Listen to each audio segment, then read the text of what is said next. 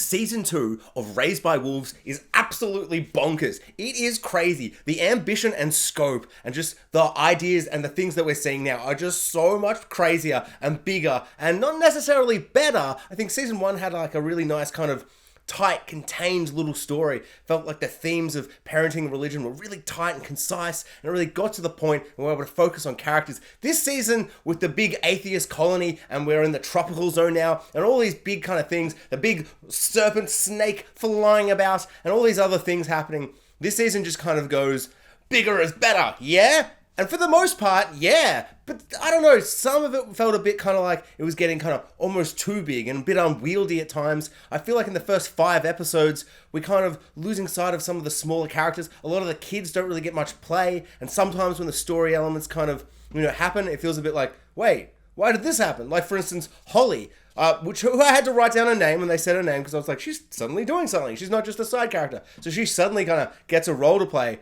but it comes out of nowhere. And she's suddenly like, hey, no, screw all this stuff. I'm going to go hang out with the worshippers, the soul worshippers. I'm going to, and she's like, you're a necromancer, mother, and father, you're just a service droid. And she's just suddenly changes. She's suddenly super back on Soul's side. And it just feels really quick and brief. It was like, wait, where was the scene? Where was the moment that happened that made her suddenly turn? She just suddenly decided to turn and run away. So there's little stuff like that I feel like isn't kind of gelling and working as well. Whereas I feel like in season 1, everything kind of felt, like something would happen and then a character would react and change in a certain way. Whereas this time it's just like kind of happening to some people. But I don't know, maybe that's just all in my mind. I am loving a lot of this season though. I'm really enjoying the big flying serpent monster, all that subplot. I love the idea of this atheist colony kind of taking over the tropical zone. I love the whole visual kind of change up of the series. All of the plants and the tropical kind of feeling and design of all of this land is really, really interesting and cool. Sometimes I feel like the ambition and scope is a little bit beyond the budget. Feels like their ideas have gone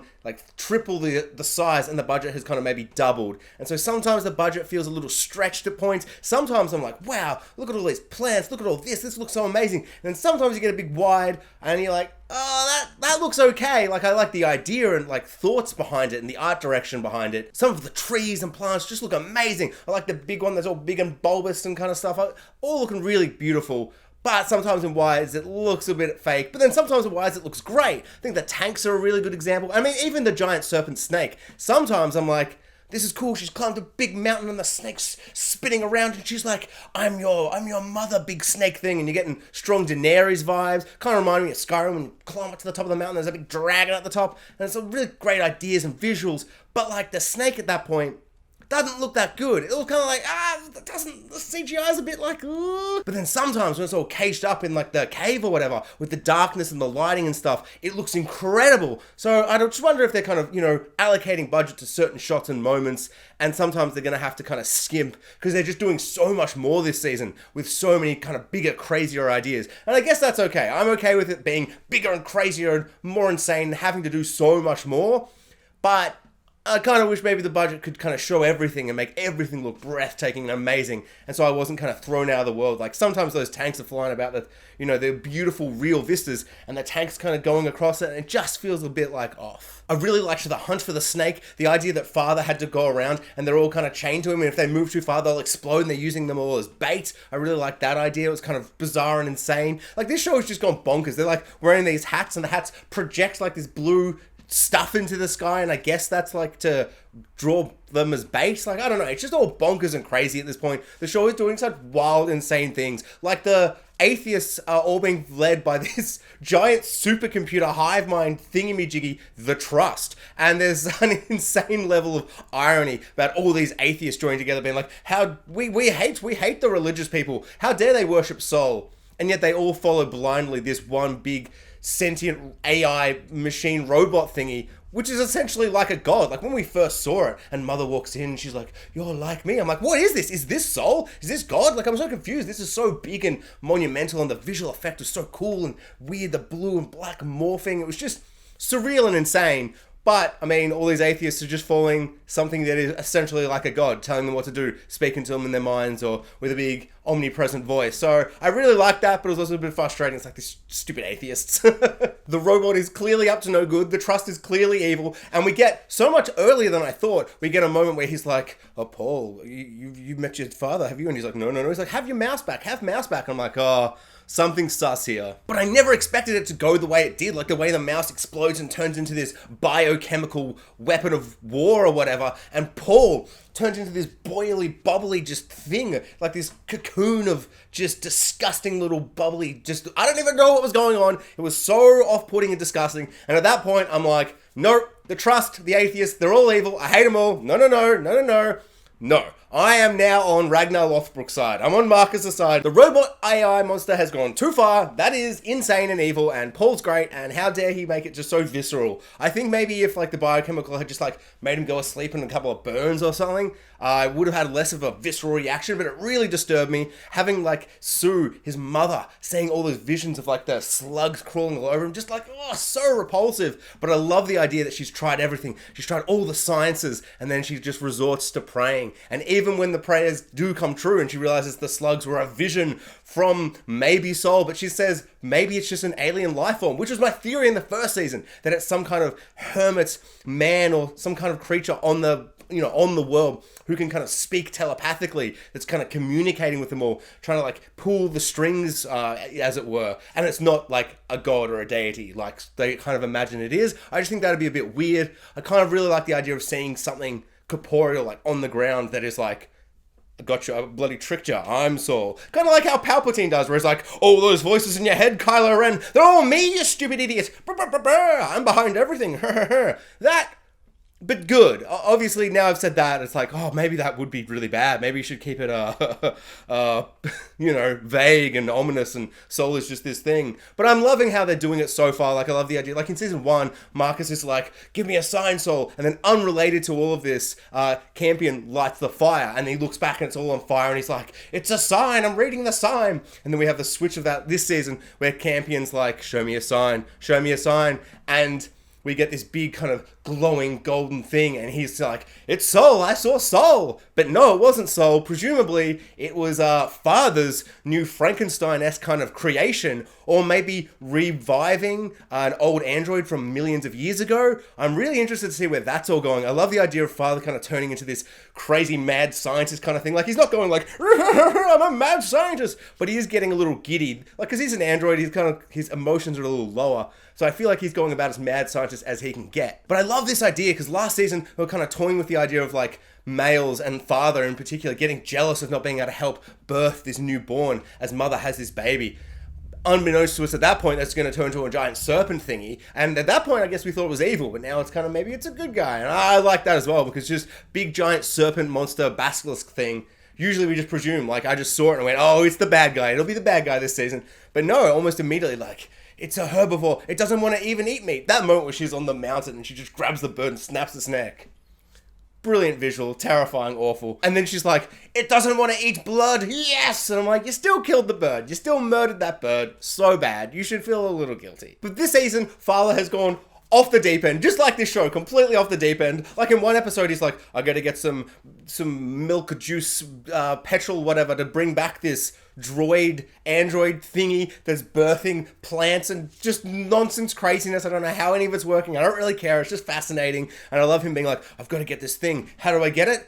Side mission. I gotta have like a cage fight with another robot. This robot is like half Mad Max, half Terminator, half Ash from Evil Dead with a chainsaw for a hand. Just crazy stuff. When that happened, I was like, what is this show evolved into? Sorry, not devolved into, evolved into, or just kind of expanded upon. It's just crazy. Like, if you've seen season 1, you would never have guessed that Father would be in this like Fight Club, Mad Max scene, Thunderdome style, where they're all fighting, all these people are cheering and going crazy. Father takes it down, badass moment, love it. He's one of my favorite characters, maybe my favorite. I just love him so much. His hilarious jokes, his just presence, his vibe, the way that I really do feel like he is truly an android, like his mannerisms and dialogue and the way he speaks, but that human part of him always seeping in, and him always being like, I think I'm getting a bit too human to raise these kids.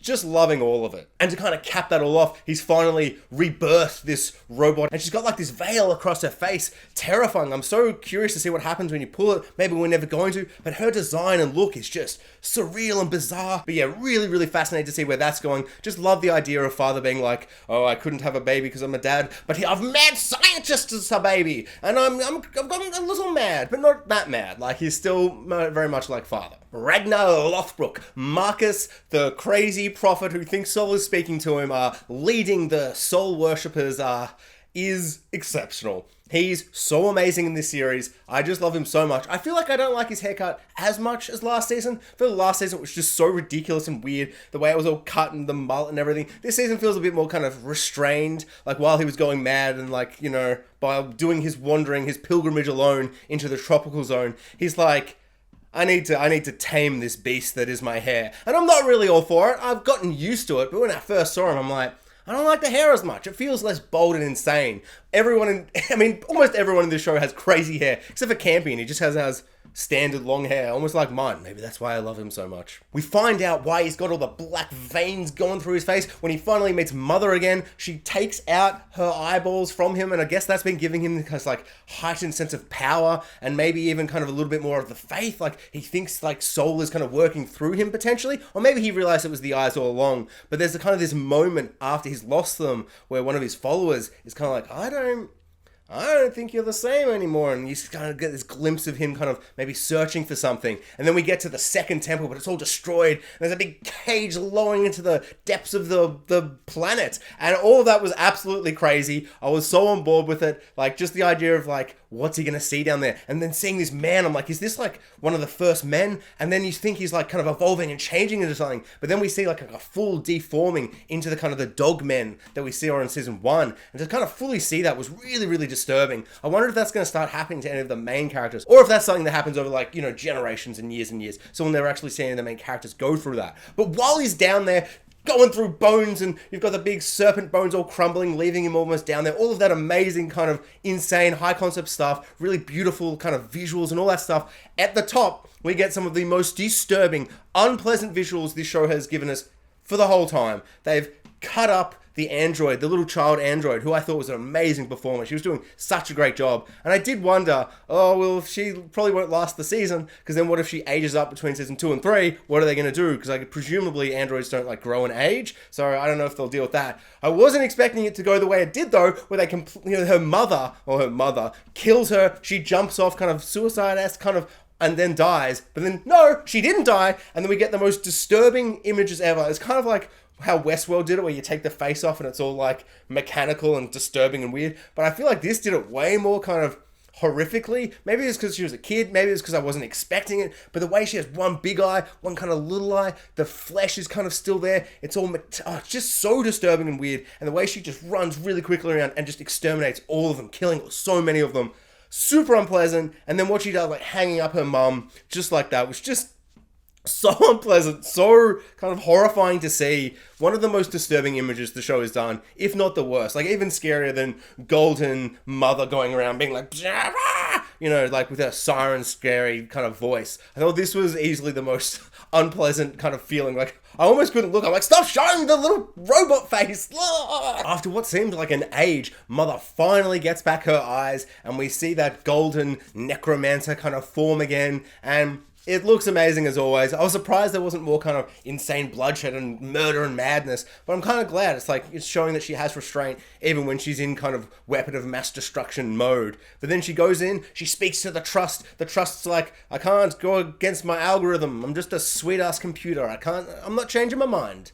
I like the way I'm going. And she's like, you suck. No. And then she just opens like 3 like thingies and just goes, dunk. And just like a light switch, he just goes off. So I presume he's not dead forever. Otherwise, I feel like there'd be more of a big bang explosion, and she'd smash through it and siren scream and all that kind of stuff. Or maybe they were just trying to, subvert expectations. And they're like, oh, we don't really want to do a whole big fire explosion kind of thing. And maybe we're saving our budget for more serpent times later on. Or maybe something new. Who knows? But I really kind of liked how it was just like, she's just like, off you go, you're dead. And that one atheist who goes in there is just like, no! Loved all that stuff. Like the idea that Mother is now, she's like, you are my flock now, children. And I will give the keys to a human at some point when they're ready. And you're like, I do trust you, but I can see why a lot of them don't. Like, they don't know you, they haven't seen you through season 1 like we have, and yeah, so it kind of seems a bit like, we're losing one robot dictator for another robot dictator, one who is also like a weapon of mass destruction, has the same visual and the same powers, and the thing that we're used to seeing that we hate. So I can understand why it kind of disbanded most of the colonists, but I really like where the show is heading, where it's kind of being all set up and kind of, I don't know, I feel like I'm not really sure where it's going to go either. Like, I kind of love when a season has a couple episodes to go in the season, and I can't kind of go, oh, well, obviously A, B will lead to C, and then maybe we'll get a little bit of D hinting to, you know, season 3. This is kind of still way up in the air for me. I really don't know where they're going to go with anything, but I'm loving all of it so far. Thanks for watching, guys. Like, subscribe, hit the notification bell, and comment below. I'd love to know what people think of Raised by Wolves Season 2 so far, episode 1 to 5. This is a review for 1 to 5.